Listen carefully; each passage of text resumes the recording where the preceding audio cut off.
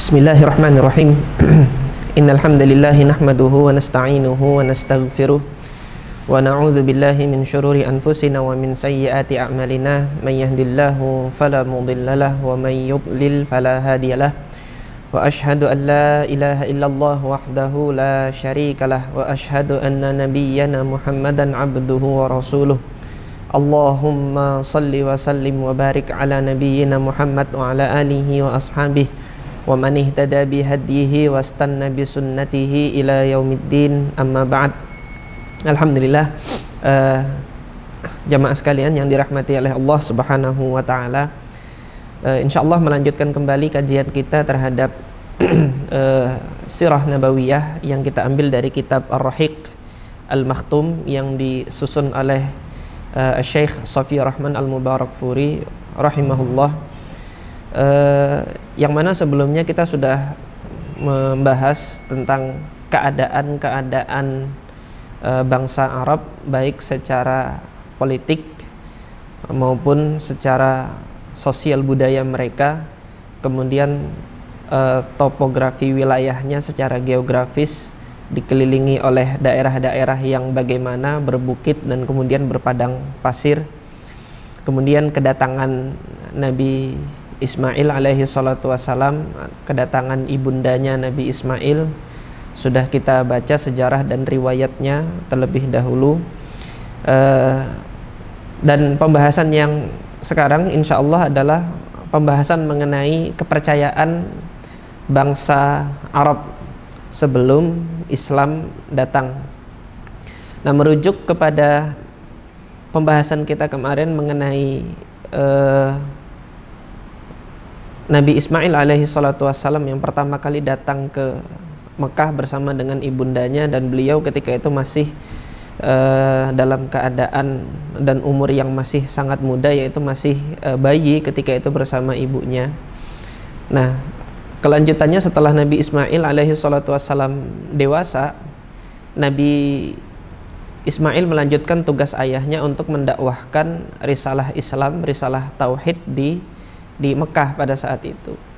Maka orang-orang kabilah Jurhum yang bermukim dan tinggal bersama Nabi Ismail alaihi salatu wassalam di Mekah, mereka semuanya menganut agama Islam, menerima dakwahnya Nabi Ismail alaihi salatu wassalam. Hal ini dinyatakan oleh Syekh Shafiyur Rahman di sini di dalam kitab Rahiq Al-Makhtum. Beliau mengatakan kana mu'dhamul Arab ittaba'u da'wata Ismail alaihi salam. Sebagian besar bangsa Arab itu mengikuti dan menerima dakwahnya Nabi Ismail alaihi salatu wassalam. Hina da'ahum ila dini abihi. Ketika Nabi Ismail itu mengajak mereka untuk memeluk agama yang diajarkan oleh ayahnya, yaitu agama Islam, itu ayahnya Nabi Ibrahim alaihi salatu wassalam. Fakanat ta'budullaha tuwahhiduhu wa tadinu bidinihi. Mereka dahulu bangsa Arab itu menyembah Allah Subhanahu wa taala, mentauhidkan peribadatan mereka hanya kepada Allah, tidak mempersembahkan peribadatan mereka itu kepada selain Allah Subhanahu wa taala, dan berpegang terhadap aturan-aturan agamanya Nabi Ibrahim alaihi salatu wassalam. Hatta tala alaihimul amadu, sampai berlalunya zaman yang sangat panjang sekali. Wa nasu hadzam mimma dzukiru bih, hingga mereka melupakan dan meninggalkan sebagian besar dari ajaran-ajaran yang telah diajarkan kepada mereka. Karena ya tidak adanya ulama, tidak adanya pelanjut, tidak adanya penerus, tidak adanya kader yang terus mengingatkan dan mengajarkan agama ini, hingga berlalunya zaman tenggelam pula lah ajaran tauhid itu di tengah-tengah bangsa Arab. Illa annahum baqiya fihim at-tauhid wa iddat sya'air min dini Ibrahim. Hanya saja ada beberapa ketauhidan yang masih tersisa di tengah-tengah mereka, dan beberapa syiar-syiar dari agamanya Nabi Ibrahim masih ada di tengah-tengah mereka. Sebagian kecil dari mereka. Nah, sampai datangnya nanti hatta jaa Amr ibn Luhai raisu Khuza'ah. Pada saat datangnya Amr ibn Luhai ini, dia adalah pemuka dari kabilah Khuza'ah.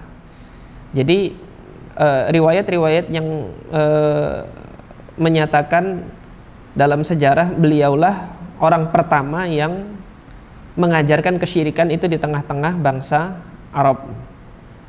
Ceritanya itu bagaimana? Berikut ini ceritanya. Wa kana qad nasha'a ala amrin 'azimin minal ma'rufi was sadaqati wal hirsi ala umurid din.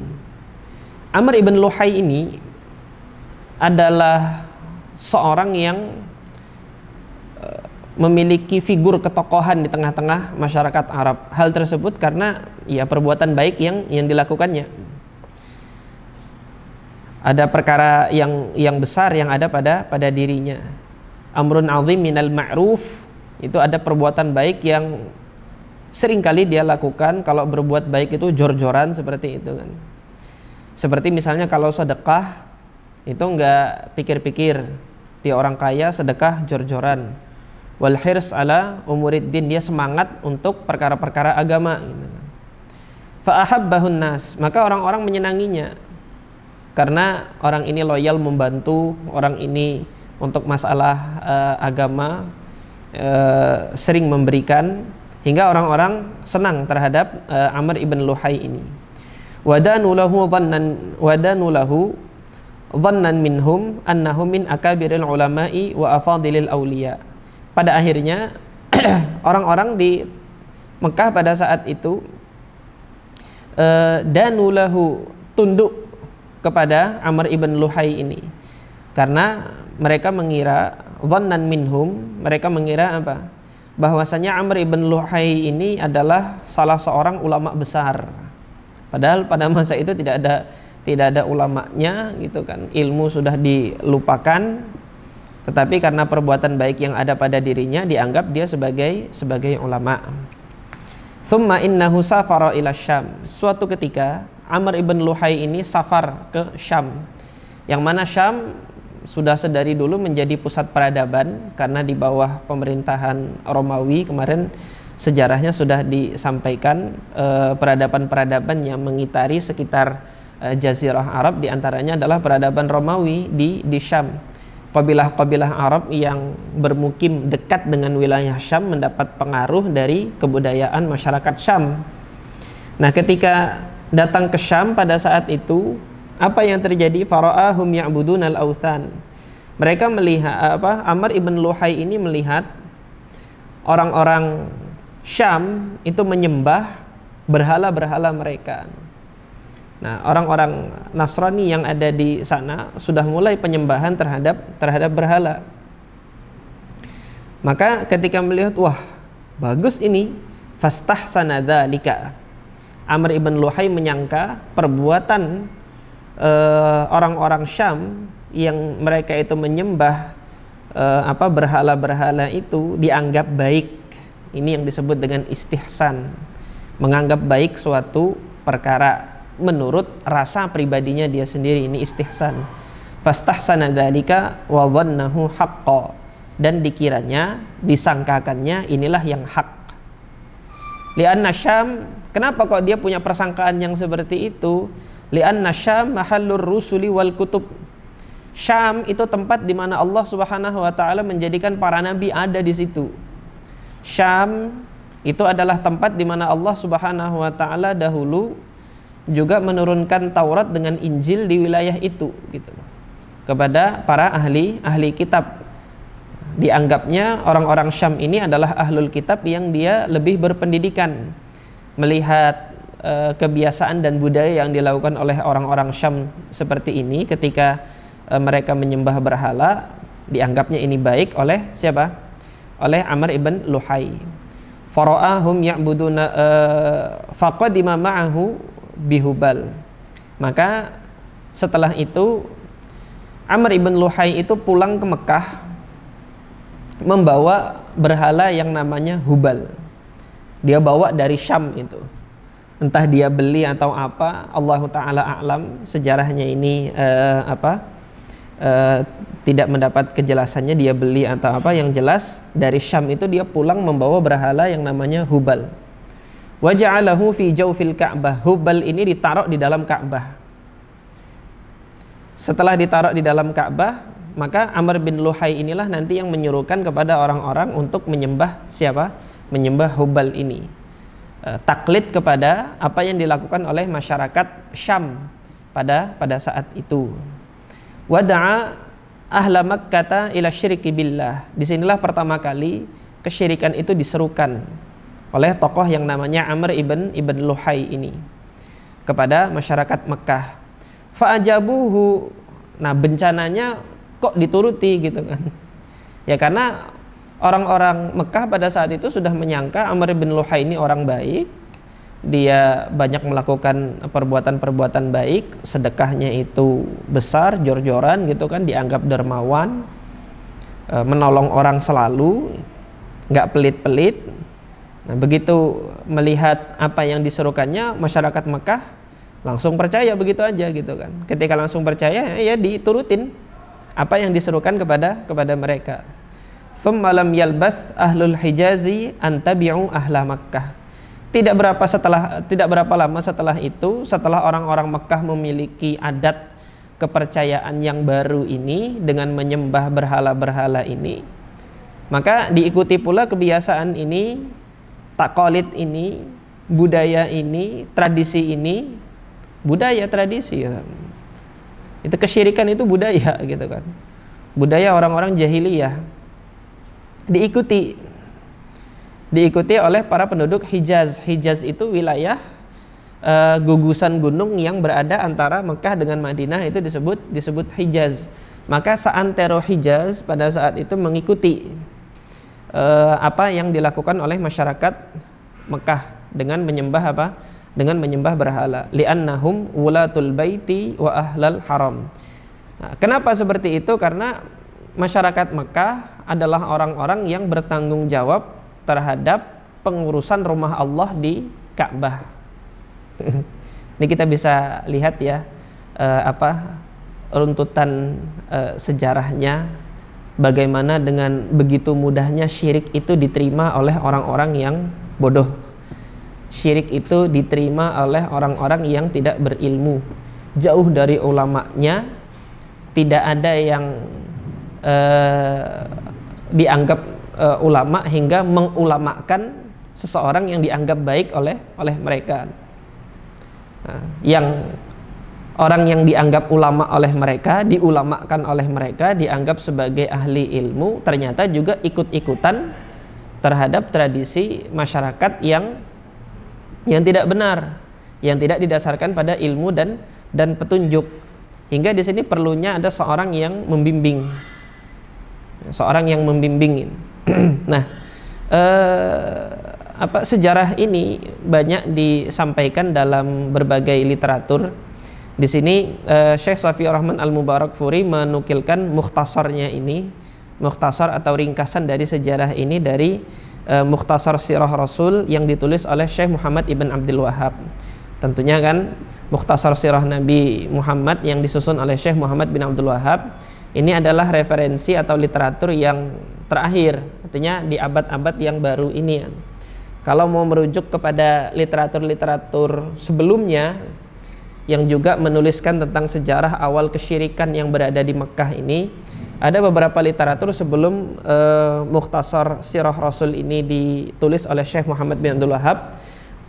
Al-Imam Ibnu Katsir rahimahullah dalam Al-Bidayah wan Nihayah juga menuturkan kisah yang serupa ini yang lebih detail tentang bagaimana Amr ibn Luhai ini qabbahahullah, semoga Allah menjelekkan mereka gitu, menjelekkan beliau itu dan memberikan keburukan nanti di akhirat, karena yang pertama kali untuk mengajarkan kesyirikan adalah orang ini gitu.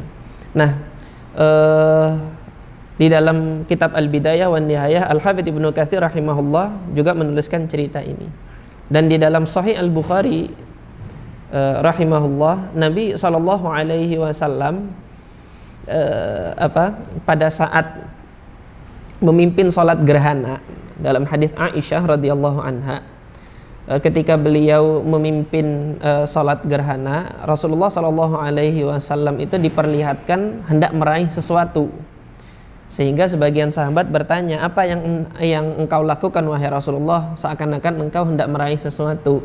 Rasulullah kemudian mengabarkan, aku diperlihatkan surga, di dalam surga itu ada tangkai kurma dan aku hendak meraihnya gitu kan. Tapi tidak Allah izinkan pada saat itu kan, hingga tidak bisa diraih. Nah, kata Rasulullah, andai kata aku bisa meraih tangkai kurma itu, kalian bisa memakannya dan tidak akan lapar selamanya. Dan pada saat yang bersamaan juga Rasulullah diperlihatkan ahli neraka. Di antara ahli neraka Jahannam yang dilihat oleh Rasulullah SAW adalah Amr ibn Luhai itu. Amr ibn Luhai, beliau lihat dia berada di dalam neraka karena inilah orang yang pertama kali mengajarkan kesyirikan di tengah-tengah masyarakat Arab jahiliyah pada saat itu. Nah, ini fakrah ini atau alinea ini ditulis oleh Syekh Shafiyur Rahman Al-Mubarakfuri untuk menggambarkan awal mula terjadinya kesyirikan. Kemudian kesyirikan selanjutnya bagaimana? Ya, gak cukup dengan Hubal, didatangkanlah nanti patung-patung yang lain. Beliau ceritakan, Syekh Shafiyur Rahman Al-Mubarakfuri menceritakan kelanjutannya, wa min aqdami asnamihim Manah, di antara berhala-berhalanya yang lain yang paling tua adalah berhala yang mereka namakan Manatun. Nah, ini juga disebutkan di dalam Al-Quran. Kanat bil mushallal ala sahilil bahril ahmar bil qurbi min Qudaydin. Tempatnya Manat ini dia di satu tempat yang namanya Mushallal. Dia tidak berada di dalam Mekah. Mushallal ini berada di tepi Laut Merah, dekat dengan daerah namanya Qudayd. Sampai sekarang daerah Qudayd itu masih ada. Kalau dilihat di peta, jaraknya itu dengan Mekah ada beberapa kilo. Nah, jadi disitulah ada berhala mereka dan disitu dibangun kuilnya, kuil penyembahan terhadap berhala Manat ini. Tsumma takhadhu allata fit Taif. Kemudian di wilayah Taif juga berada di luar Mekah, yaitu wilayah Taif, orang-orang Hijaz kemudian menjadikan berhala mereka Allat, atau disebut dengan berhala Lata. Ini dibangunkan kuilnya di sana juga. Tsumma takhazu al-Uzza. Kemudian mereka juga menjadikan Al-Uzza. Tempatnya itu diletakkan di Wadi Nakhlah, sebuah lembah yang bernama Nakhlah. Hadhihi thalath akbar awthanihim. 3 berhala inilah berhala yang paling besar yang dikenal oleh masyarakat Hijaz pada saat itu, khususnya masyarakat Mekah. Ini kalau kita menamakan berhala, ya ini mereka tidak lain ya dewa-dewinya dewa-dewinya masyarakat Arab jahiliyah. Kalau nanti disebut mitologinya, alhamdulillah nggak ada sampai sekarang mitologinya, cerita mitologi dewa-dewi mereka gitu kan.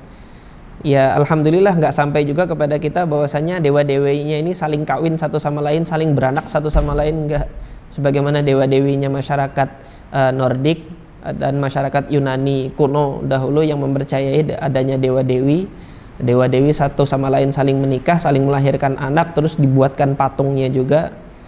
Nah, jadi ya alhamdulillah mereka dapatnya ini juga dari orang-orang Romawi, yang mana orang-orang Romawi mereka juga punya tradisi penyembahan terhadap dewa-dewinya sebelum ajarannya Nabi Isa alaihi salatu wassalam sampai kepada mereka. Di Romawi itu ada dewa Jupiter yang paling besar, kemudian di Yunani juga ada dewa Zeus yang paling besar. Mereka nggak mau kehilangan itu. Ya akhirnya apa? Ketika tidak mau kehilangan tradisinya itu, maka ajaran dewa-dewi tersebut dilestarikan gitu. Tsumma kathura asyirk. Sejak saat itu Syekh Shafiyur Rahman Al-Mubarakfuri melanjutkan, tsumma kathura asyirk. dalam jumlah besar, syirik itu terus dilakukan, kesyirikan terus dilakukan, terus menyebar. Wa kathratil authan, jumlah-jumlah berhala juga tambah banyak. Fi kulli buq'atin minal Hijaz, di berbagai tempat di wilayah Hijaz tersebut dibangunkan kuil-kuilnya khusus untuk berhala-berhala mereka. Nanti berhala yang ini mengabulkan apa, berhala yang itu mengabulkan apa, punya hajat ini ke berhala ini. Wa yudhkar, dan disebutkan dalam sejarahnya, anna Amr ibn Luhai kana lahu ri'yun minal jin. Bahkan ada berita yang mengabarkan bahwasanya Amr ibn Luhai ini dia memiliki mata-mata pengintai dari kalangan bangsa jin. Yang mana Amr ibn Luhai ini nanti mengetahui kabar-kabar ini dari berita anak buah jinnya itu yang mengabarkan kepada Amr bin Luhai ini. Fa akhbarahu bi anna asnama qaumi Nuh, yang mana jin-jin tersebut mengabarkan kepada Amr bin Luhai bahwasanya berhala-berhalanya kaumnya Nabi Nuh dulu yang Allah sebutkan di dalam surah Nuh itu Wadda, Suwa', Yaghut, Ya'uq, Nasra, itu terkubur sekarang di wilayah Jeddah, madfunah bi Jeddah. Dia terkubur di wilayah Jeddah. Maka didatangi sama Amr bin Luhai ini, saking tamaknya dia kepada kesyirikan. Gak cukup dengan Hubal satu itu, gak cukup dengan Manah, gak cukup dengan Uzza, gak cukup dengan Lata. Ada dengar dahulu pernah dilakukan kesyirikan oleh umatnya Nabi Nuh, yang sudah Allah Subhanahu wa ta'ala luluh lantahkan kesyirikannya itu dengan ditenggelamkannya umatnya Nabi Nuh itu. Mau dibangkitkan kembali budaya kesyirikan ini, wal iyadzu billah. Semoga Allah Subhanahu wa ta'ala melindungi kita dari tradisi dan budaya kesyirikan ini, penyembahan, pengharapan terhadap selain Allah Subhanahu wa ta'ala. Antek-anteknya yang berupaya untuk membangkitkan kembali penyembahan terhadap selain Allah itu akan selalu ada di setiap zaman. Akan tetapi Allah tidak pernah menjadikan dunia ini sepi daripada penyeru-penyeru tauhid, penyeru-penyeru kepada ketauhidan kepada Allah Subhanahu wa ta'ala, yang juga akan mengimbangi dakwahnya mereka, mengimbangi dakwahnya orang-orang yang senantiasa membangkitkan kesyirikan. Allah akan jadikan nanti orang-orang yang selalu akan membangkitkan dakwah ketauhidan. Jadi demikian terus di setiap zaman. Ketika dikabarkan tersebut, didatanginya dan kemudian dicari, digali. Fastatharaha thumma awradaha ila Tihamah. Begitu dapat, dibawalah berhala-berhalanya kaum Nabi Nuh dahulu ke puncak gunung Tihamah yang berada di wilayah Hijaz.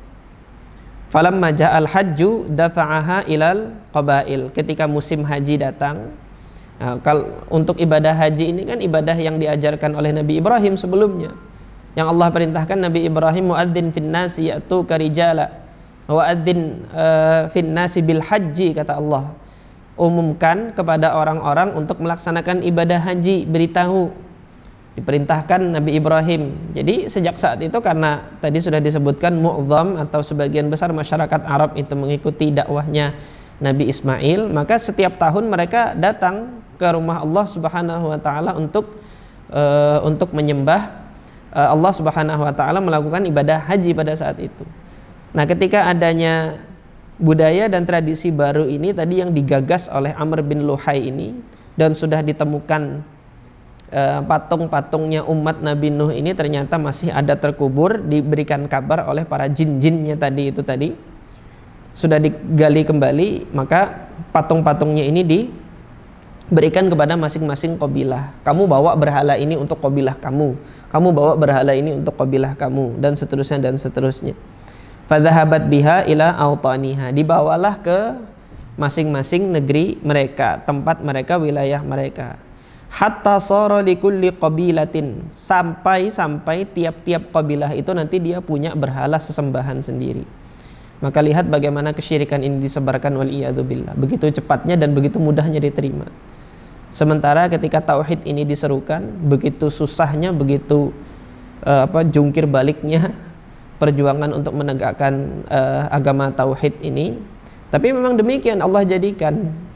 Allah Subhanahu wa ta'ala ingin menguji hambanya, ketika menyerukan ketauhidan ini, ketika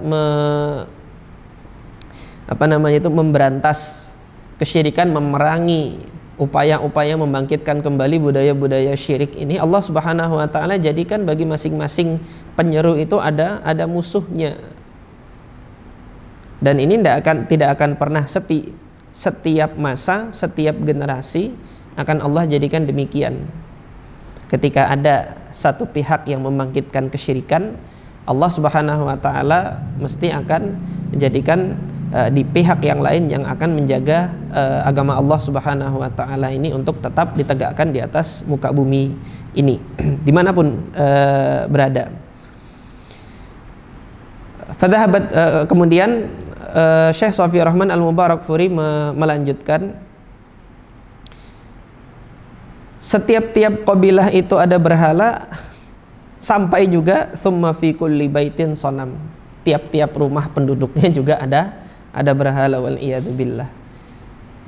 Fitnah ini masuk ke tempat-tempat yang paling krusial dari masing-masing penduduk Arab pada masa itu. Waqad mala'u al-masjidal haram bil asnam, mereka kemudian memenuhi Masjidil Haram itu dengan berhala-berhala. Walamma fataha Rasulullah sallallahu alaihi wasallam Makkah, dan nanti peristiwanya pada Fathu Makkah insyaallah rinciannya akan kita pelajari ketika sudah sampai saatnya nanti. Rasulullah sallallahu alaihi wasallam ketika Allah anugerahkan kemenangan pembebasan Makkah, Fathu Makkah, didapati wajada haulal baiti, didapati di sekitar Ka'bah itu ada 360 sonaman, ada sekitar 360 berhala yang berada di sekitar Masjidil Haram, di sekitar Ka'bah. Faja'ala yat'anuha, maka Rasulullah sallallahu alaihi wasallam mendorongnya itu dengan tongkatnya, didorong oleh Rasulullah, hatta tasaqatat, sampai masing-masing berhala itu berguguran, jatuh.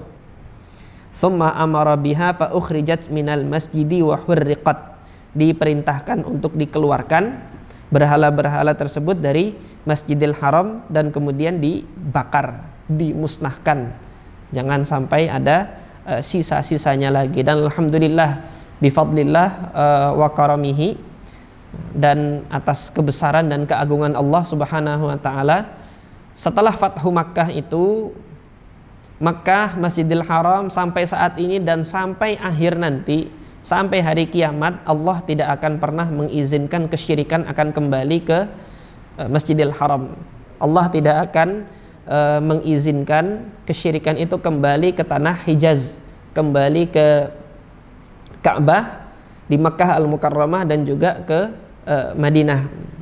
Jadi Allah Subhanahu wa taala jaga, dan ini sudah disampaikan oleh Nabi Muhammad sallallahu alaihi wasallam dalam salah satu hadis yang diriwayatkan oleh Al-Imam Muslim, inna syaitan qad ayyisa an ya'budahu al-asnam, setan an ya'budahu al-muslimuna fi jaziratil Arab. Setan itu sudah putus asa untuk disembah kembali sonam atau berhala itu fi jaziratil Arab, di jazirah Arab keseluruhan sudah putus asa. Tetapi tipu daya setan selanjutnya bukan lagi mengajak orang-orang kepada kesyirikan di tengah-tengah jazirah Arab gitu kan, tapi apa? Walakin fit tahrishi bainahum, tetapi kata Nabi sallallahu alaihi wasallam, upaya setan selanjutnya ketika mereka sudah putus asa mengajak orang-orang kepada kesyirikan di wilayah jazirah Arab, setan berupaya untuk memecah belah mereka. Maka kita lihat setelah Fathu Makkah, setelah mereka semua kembali kepada ajaran agama tauhid, fitnah-fitnah yang terjadi sepeninggal Nabi SAW adalah fitnah-fitnah peperangan, pertempuran, perpecahan antara kaum muslimin satu sama lain. Sampai di situ saja setan bisa melakukan tipu dayanya. Tapi untuk mengajak mereka kembali lagi kepada peribadatan kepada selain Allah nggak bisa. setelah Nabi wafat ada upaya itu yang dilakukan oleh Nabi palsu Musailamah al-Kadzab, tapi diperangi habis. Ada upaya untuk membangkitkan kembali ajaran kesyirikan itu, ada setelah Nabi, tetapi tidak bertahan lama. Seiring dengan kematian pemimpinnya, mati pula kemudian ajarannya. Dan sampai kemudian saat ini ketika ada upaya-upaya untuk membangkitkan kesyirikan, pengajar-pengajarnya itu, penghulu-penghulunya itu mati pula kemudian ajarannya. Nah, tetapi yang bisa maksimal dilakukan oleh setan adalah memecah belah kaum muslimin satu sama lain.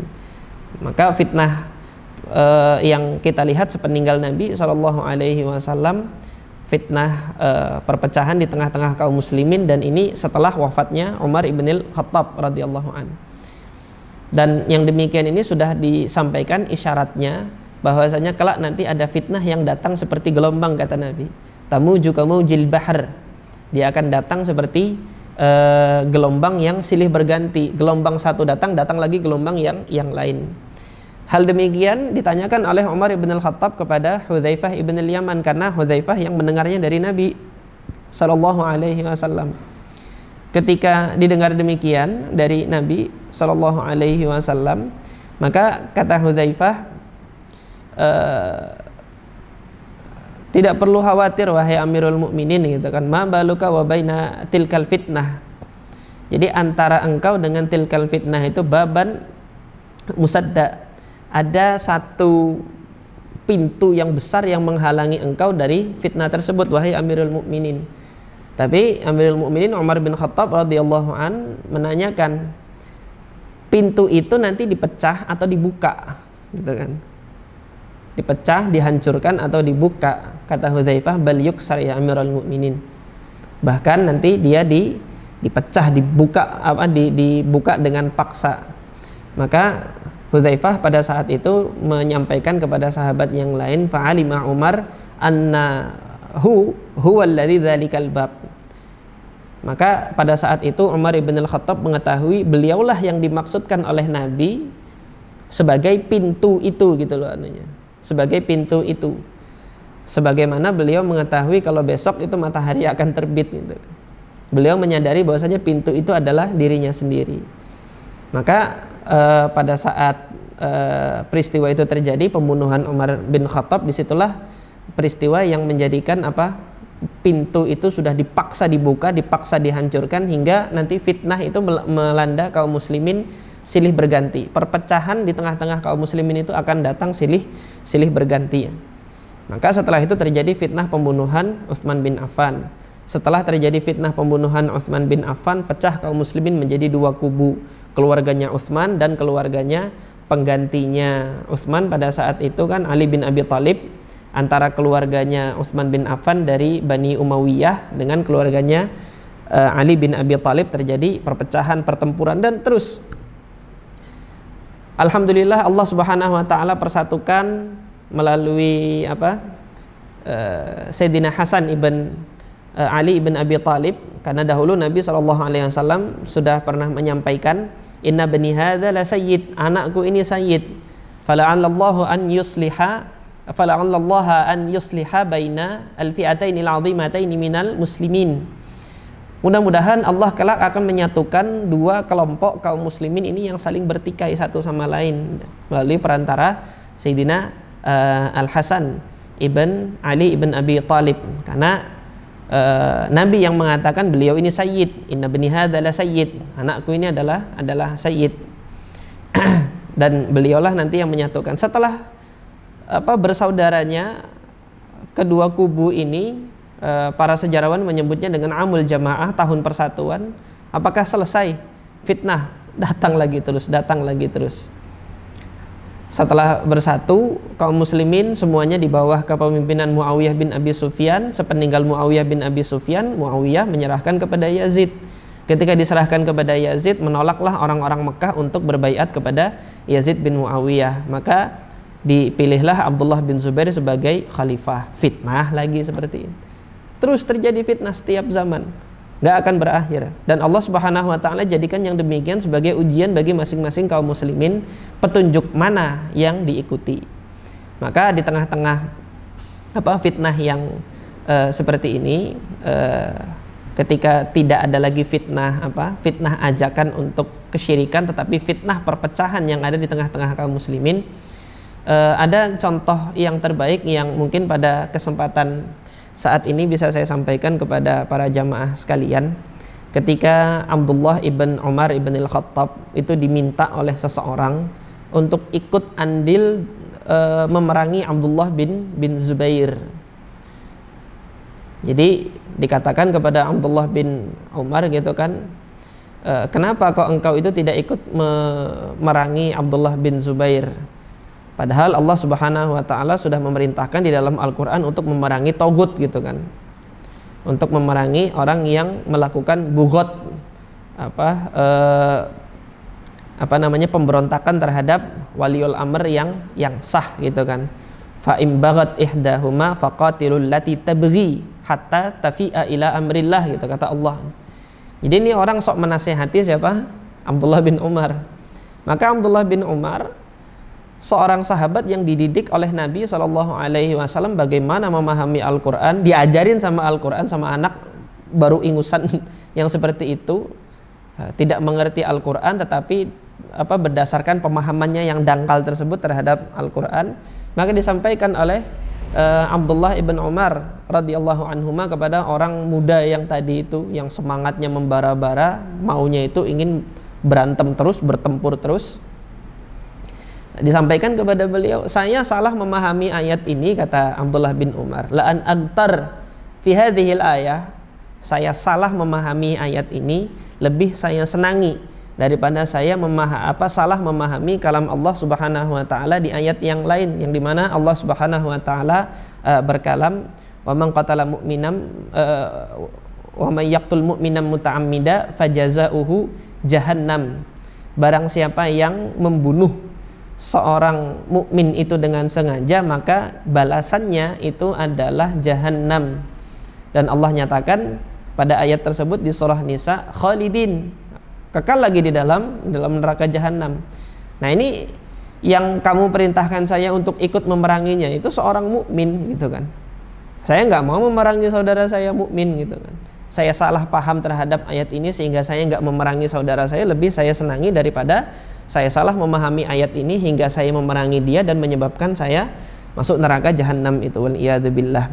Maka di sini pentingnya merujuk kembali kepada pemahaman para sahabat terhadap kalam Allah Subhanahu wa taala.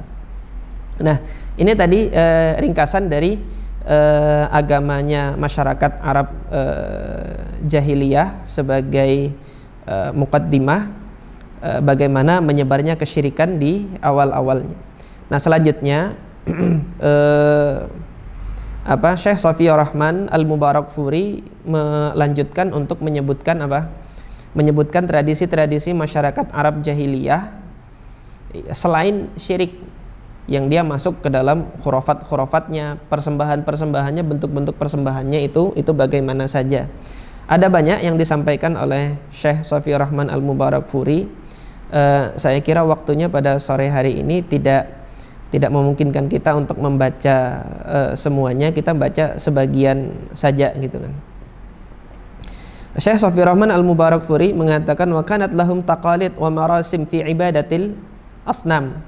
Mereka itu ada cara-cara, ritual-ritual tertentu untuk mengibadahi berhala-berhala mereka. Ibtada'a aktsaruha Amr ibn Luhai, yang mana bid'ahnya ini disebarkan sebagian besar oleh Amr bin Luhai ini tadi.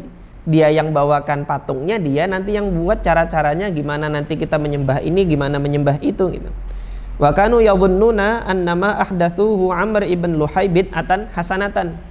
Dianggap oleh penduduk Mekah dan masyarakat Arab sebagian besar pada saat itu dianggap apa yang dibuat-buat oleh Amr bin Luhai ini sebagai bid'ah hasanah. Itu tadi karena apa? Tidak ada ilmunya. Jadi untuk menetapkan sesuatu itu bid'ah atau tidak bid'ah itu harus dengan ilmu. Ilmu itu apa? Ma qala Allah wa qala Rasulullah sallallahu alaihi wasallam. Ilmu itu adalah kalam Allah dan kalam Rasulullah sallallahu alaihi wasallam. Nah, kemudian Syekh Shafiur Rahman Al-Mubarakfuri menyebutkan bentuk-bentuk peribadatannya, diantaranya mereka beriktikaf di depan berhala-berhalanya.